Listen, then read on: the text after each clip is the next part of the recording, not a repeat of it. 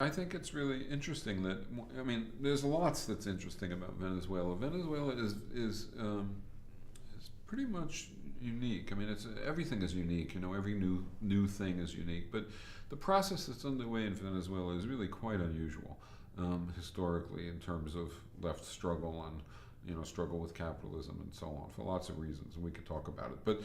But the approach to trade is one of those reasons. And what appears to be going on, I'm not entirely sure about this, but what appears to be going on is an impetus, a desire to engage in exchange, which is we should engage in, to engage in exchange, but in a different way. So here's what happens now. There's two parties to engage in a trade. It could be two individuals, could be two countries, right? It's an exchange that's going on. And what happens is it happens at market prices, but ultimately it's this stuff that is moving, right? And the exchange occurs because this country or person producing X, let's say oil in the case of Venezuela, and this country over here producing something that Venezuela gets, I don't know, but let's say airplanes, is better than Venezuela trying to do the airplanes and this country trying to do the oil. So there's an advantage from the exchange. And the question becomes who gets the benefit? Who gets that advantage? Right? And in a market exchange, who gets that advantage is whoever can take it.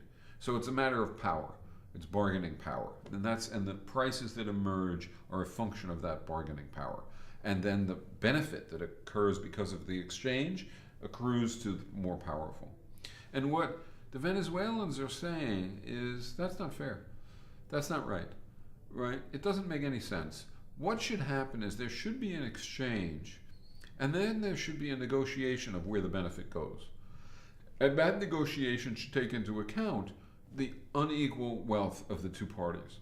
And it should, instead of having it go automatically to the stronger party, it should actually, more of it should go to the weaker party to diminish the difference between them. Right? That's very, very subversive. That's incredibly anti-market and anti-capitalist.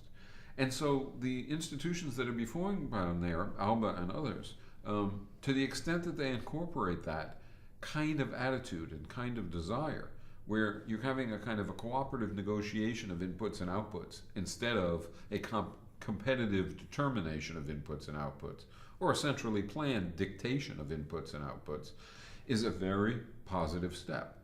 So I think it's a very good thing. I mean, it's a very good thing on the surface, just Latin America taking over its destiny, right? After a few hundred years, that's a gigantic thing that Latin America is basically saying, hold on a minute, U.S., Uncle Sam, you don't get to dictate. Right? We're going to start to determine our own future. That's good. That's terrific. But what's really new and incredibly good is that what they're saying appears to be, wait a minute, no more market competition, no more central dictation. In fact, cooperative negotiation of results in light of the need to diminish income differentials or wealth differentials or power differentials. That's incredibly subversive to power and to wealth. So I think it's a very good thing.